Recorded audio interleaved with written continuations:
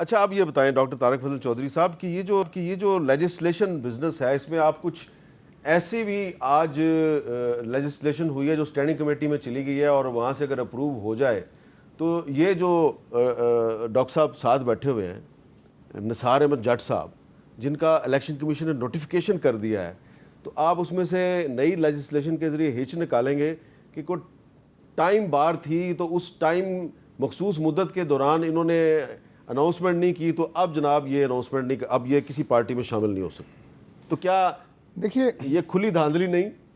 मेरे साथ बात यह है कि जो ये फैसला हुआ है ना सुप्रीम कोर्ट का, अब मैं उसे क्या कहूँ, एहतराम है, खुली धांधली तो नहीं कह सकता, लेकिन कॉन्स्टिट्यूशन को रीराइट किया गया है। अब ये बात जो आपका आइन का आर्टिकल 51 है नेशनल असेंबली के लिए और आर्टिकल 106 है प्रोविंशियल असेंबली के लिए, बड़ा क्लियरली कहता है कि आज़ाद जो लोग जीते हैं उन्होंने 3 दिन में ज्वाइन करना है। हाँ। अब आप मुझे ये बताएं कि इसको आप यानी इस ज्वाइनिंग को आप वापस भी नहीं ले सकते। आपने ज्वाइन कर लिया, इसको आप वापस भी नहीं ले सकते। अब ज्वाइन करने के बाद फिर आप कहें जी नहीं आप इसको वापस लें, दोबारा ज्वाइन करें, तो ये क्या कॉन्स्टिट्यूशन को रीराइट करना नहीं है? ये बड़े सादा से अल्फाज में मैं आपसे पूछ रहा हूँ। फिर आगे जो है आपका सेक्शन 104 है इलेक्शन एक्ट 2017 का। अब उसमें भी ये है कि जो पार्टी इलेक्शन लड़े वो इसकी ये रिजर्व सीट्स हैं और वो इस तरह दाखिल करेगा। अब जो पार्टी इलेक्शन लड़े ही ना, उसके बारे में क्या है? उसके बारे में सुप्रीम कोर्ट कह रही है कि नहीं, उसको इस तरह करें, उसको इस तरह करें। और अगर इस फैसले में क्लैरिटी होती तो इलेक्शन कमीशन ऑफ पाकिस्तान दोबारा रुजू ना करता सुप्रीम कोर्ट। तो ये तय हो गया कि जो आज आपने लेजिस्लेशन की है, जो स्टैंडिंग कमेटी को भेजी है, उसका मकसद ये है कि सुप्रीम कोर्ट के जो फुल बेंच ने फैसला किया है आप उसको इम्प्लीमेंट नहीं करना चाहते? नहीं, ऐसी बात नहीं है। सुप्रीम कोर्ट के फैसले का बिल्कुल एहतराम है, सुप्रीम कोर्ट का बड़ा एहतराम है। एक आप मेरी बातों को कोई गैर संजीदा ले रहे हैं, आज मैं देख रहा हूँ। नहीं, आप कंफ्यूज नजर आ रहे हैं ना। मैं बिल्कुल कंफ्यूज नजर नहीं आ रहा। नहीं, आपने खुद बताया है मुझे कि जो आपने लेजिस्लेशन आपकी गैर संजीदगी देख के लग रहा है कि आपको हमारा सुप्रीम कोर्ट के ऊपर हमारा जो एतमाद है और जो रिस्पेक्ट है उस पर आपको डाउट है। ये नहीं होना चाहिए। हाँ, ये नहीं हुकूमत का बिल्कुल। इससे पहले मुझे बताएं कौन सा ऐसा फैसला है जिस पे अमल दरामद नहीं हुआ? हुआ है, लेकिन इस लुकूने को तो सीधा करें ना। ये वैसे और हमारी ये भी गुजारिश है कि रीराइट ना किया जाए। देखिए जी, डॉक्टर निसार जट साहब, आप भी डॉक्टर हैं और डॉक्टर तारिक फजल चौधरी साहब भी डॉक्टर हैं, तो इन्होंने जो बात की है तो इससे लग ये रहा है कि आपको 3 दिन में इलेक्ट होने के 3 दिन के अंदर अंदर आपको पार्टी ज्वाइन करनी थी, लेकिन आप तो अब 3 महीने के बाद आप पार्टी ज्वाइन कर रहे हैं। बेशक सुप्रीम कोर्ट का फैसला आ गया है, इसलिए इन्होंने लेजिस्लेशन कर देनी है कि आप तहरीक इंसाफ के मेंबर नहीं बन सकते। मेरे साहब देखें, यहाँ पर ना तशरीह हुई है आर्टिकल 51 की, ठीक है जी। और आर्टिकल 51 कहता है कि ये सीट मेरी है, डॉक्टर तारिक को नहीं जा सकती, ठीक है जी। अब हुआ क्या, जिस वक्त ये फुल कोर्ट बेंच बैठा, फुल कोर्ट बेंच में जब इसके ऊपर डिस्कशन हुई तो वहाँ पर इलेक्शन कमीशन की मैलाफाइडी नज़र आई, जबकि इलेक्शन कमीशन खुद एडमिट कर रहा है कि हाँ जी पाकिस्तान तहरीक इंसाफ जमात है। और जब हमने वहाँ पर नॉमिनेशन फाइल की पाकिस्तान तहरीक इंसाफ के टाइटल से, तो फिर हमारी वो क्यों नहीं एडमिट की गई? हमें क्यों कहा गया कि जी ये हम एक्सेप्ट नहीं करेंगे, आप जाएं, आप जाके आज़ाद हैसियत से इलेक्शन लड़ें, ठीक है जी। लिहाजा वो जो कन्फ्यूजन है मैं कि ये एक डेफिनेट तशरीह जो हुई है आइन की, वो मैलाफाइडी इलेक्शन कमीशन की पकड़ी गई और उन्होंने 39 वो मेंबर जिन्होंने पीटीआई के हवाले से नॉमिनेशन फाइल किए थे उनको उन्होंने सीटें दे दी, ठीक है जी। अब प्रॉब्लम क्या है? अब है रिजर्व सीट्स। रिजर्व सीट्स में इलेक्शन कमीशन के फुल कोर्ट बेंच ने अगर हमें 15 दिन का टाइम दिया है तो इसमें हमारा तो कोई कसूर नहीं है, ये जाने अदलिया जाने। तो ये कहते हैं कि हमने पीटीआई को रिजर्व सीटें नहीं देनी। नहीं, हम लेंगे। कैसे लेंगे? इंशाल्लाह लेजिस्लेशन होगी आज जी। नहीं, अगर आपका स्टैंडिंग कमेटी में चली गई है, अगर आप पीटीआई के मेंबर कंसीडर ना हुए तो रिजर्व सीटें किस तरह मिलेंगी? मेरे साहब मेरी बात सुने, ये उन दौरों की बात है जब 16 माह की हुकूमत थी ना, तो हम रिजाइन देके घर चले गए थे। हाँ। और यहाँ पर इन्होंने एंजॉय किया था, 80 लेजिस्लेशन की थी। अब ऐसा नहीं होने देंगे। अच्छा। इंशाल्लाह ताला मुंह तोड़ जवाब देंगे, अपनी सीटों का तहफ़्फ़ुज़ करेंगे। पाकिस्तान तरीके साहब एक डेमोक्रेटिक जमात है और इंशाल्लाह ताला ये जमहूरी जमात अपना हक लेना जानती है। चले। और हमारी पूरी मैक्सिमम स्ट्रेंथ 92 से अबव के एमएनएस जो हैं वो नेशनल असेंबली में बैठे। अच्छा अमीरुल अजीम साहब, आपको क्या लग रहा है कि ये जिस किस्म की लेजिस्लेशन हो रही है, जिस किस्म का रिएक्शन उधर से आया है, इसके नतीजे में दिसंबर में दोबारा इलेक्शन हो सकता है? खैर मेरा ख्याल है कि अभी तो ये फॉर्म 45, 47 पे मामला चलेगा, वो उसके बाद की बात होगी। ये जो आपने बात छेड़ी है ना जी, आइन के अंदर बहुत सारी मुद्दतें लिखी हुई हैं और कभी भी उस मुद्दत का ख्याल नहीं किया गया।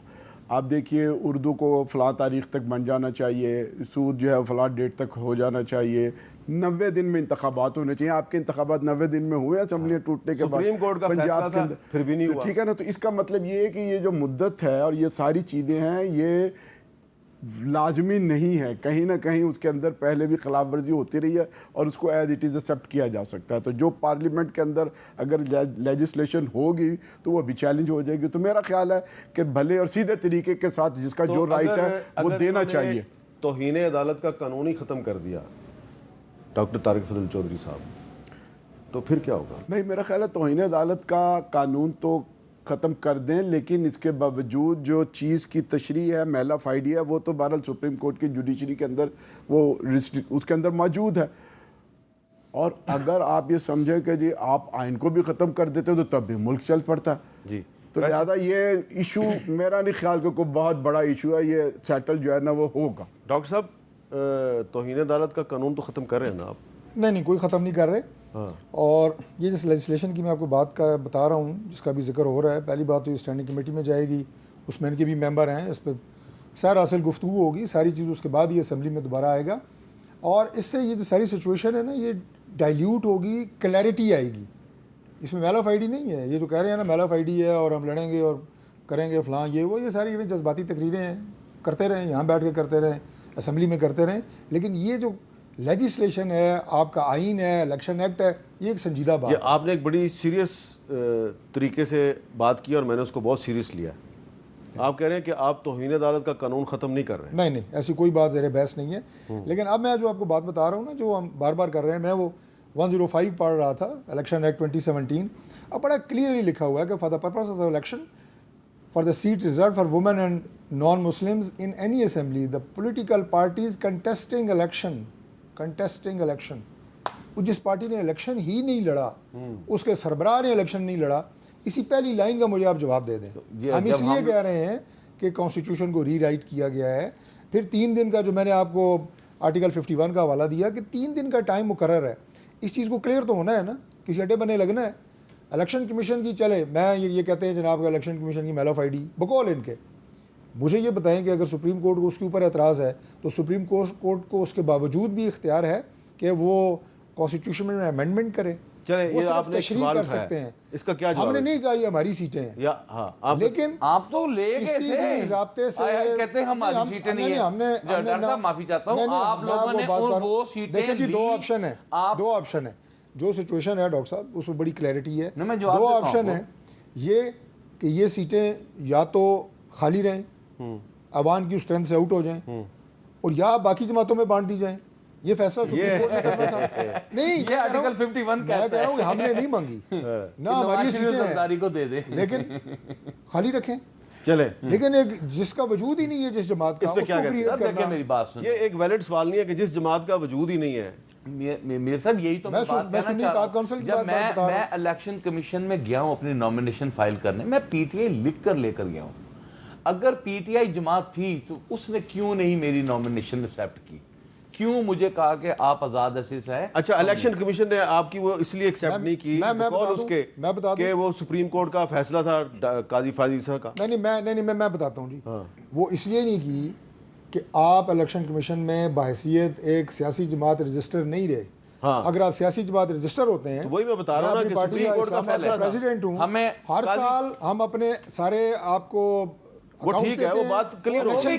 मैं आपको बताता हूं, वो आपने कराई नहीं, आप जब नहीं पीटीआई फिर यार हमने रजिस्टर नहीं करवाई, फिर सुप्रीम कोर्ट की हियरिंग में इलेक्शन कमीशन ने आकर ये कैसे स्टेटमेंट दे दिया कि जी हाँ पीटीआई जमात थी, जमात है और जमात रहेगी? नहीं स्टेटमेंट दिया। उन्होंने जमात उस वक्त यही मेल ऑफ आइडी थी। और मीर साहब मैं एक और बात बताऊं, शर्म की बात है स्टेटमेंट कि किसने दिया? ये मेरे इलेक्शन कमीशन ने दिया। इलेक्शन सर दिया है उन्होंने, आप अब जरा स्टडी करें। और भैया आप पढ़े ना, उन्होंने पूछा, सुप्रीम कोर्ट के जज ने पूछा जमात है, उन्होंने कहा जी है, थी, उन्होंने कहा थी, तो उन्होंने कहा फिर आपने क्यों नहीं जमा करा? क्यों नहीं इनको एक्सेप्ट किया? उस ब्याह पे उन्होंने पीटीआई को कंसीडर किया और 39 एमएनएस को कंसीडर किया। और दूसरी बात ये कहते इनके वो रिजर्व सीटें इन्होंने ले ली, अपनी मर्जी से इलेक्शन कमीशन ने इनको बांट दी, उन्होंने ओथ ले लिए, उन्होंने ओथ लेने के बाद वोट भी कर दिया और फिर वो फारिग होकर घर चले गए। चले ये आइन और कानून मुझे एक ब्रेक लेना है।